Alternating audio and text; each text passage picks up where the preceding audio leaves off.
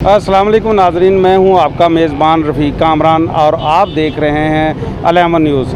नाजरीन, इस वक्त मैं रोही नाला काना 9 फ़िरोज़पुर रोड पर वाक़या हूं और यहां पे जो ट्रैफिक है वो बहाव उसका मुसलसल चल रहा है। लोग आ रहे हैं, जा रहे हैं, लेकिन पुलिस उनको मुसलसल चेक करके जाने दे रही है। और जो डबल सवारी की जो पाबंदी लगी है उस पर भी यहाँ पे ट्रैफिक वार्डन खड़े हुए हैं, वो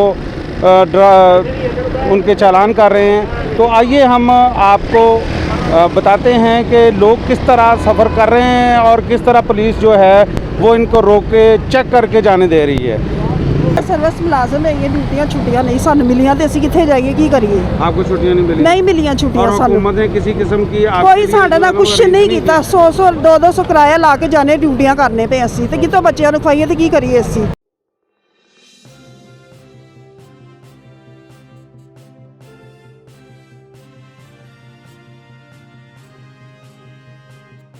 रोका हुआ है दो शहरियों को, ये डबल सवारी पे पाबंदी है। इसके बावजूद भी लोग मसलसल डबल सवारी की पाबंदी की खिलाफ वर्जी करते हुए नज़र आ रहे हैं। इन्होंने इनको रोका गया। आप ये बता दें, आप किस लिए बाहर निकले हैं जबकि हुकूमत आपको मसलसल कह रही है कि आप अपने घरों में महदूद रहें और महफूज रहें। आप फौत हो गए, क्या कर सकते हैं हम?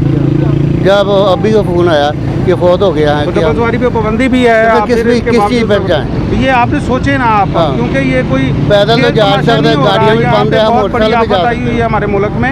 हाँ। आप खुदारा आप अपने आप को भी महफूज रखें, दूसरों को भी महफूज। ना आपने कोई मास्क पहना हुआ है, ना आपने कोई ग्लव्स पहने हुए हैं और उसके बावजूद भी आप सफ़र कर रहे हैं। नाजरीन, हम आपको मुसलसल ये दिखाते रहेंगे कि किस तरह लोग जो है इस आफत को जो है वो सीरियस नहीं ले रहे, जिसकी वजह से हुकूमत और जो अदारे हैं उनके लिए मसाइल पैदा हो रहे हैं।